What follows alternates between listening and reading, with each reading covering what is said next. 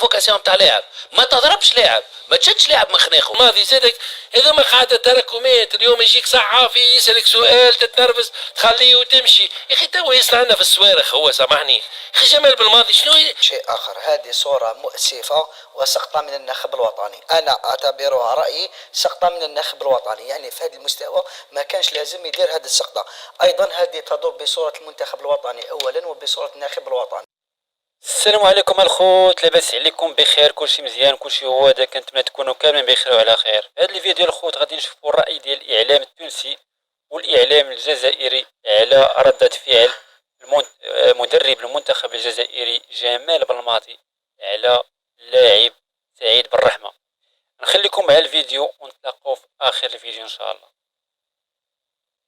فضلك من فضلك ماشي دائما نقولوا صارت مع الاسلام صارت، خلينا في كرة القدم وخلينا في اللعبة، يعني سي دي شوز دو فيستير، سي دي شوز دو تروك صعيب، مي صافي با دير بلي بالبالة ولا ممكن الاخر راهو زعفان والاخر زعفان، مي كل واحد كيفاش ومن بعد يلحق الفيستير، ممكن ابري لادوش يتكلموا ويريحوا.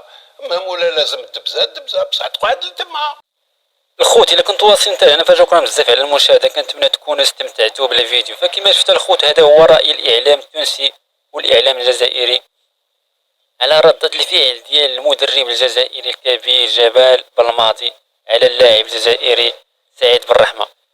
كتبوا لي في التعليق الخوت شنو بان لكم نتوما الراي ديالكم نتوما على ردة الفعل ديال المدرب الجزائري، وما تنساوش تدعمونا بواحد اللايك وبارطاجيو الفيديو، ابوناو معنا في لاشين باش نزيدوا في المحتوى.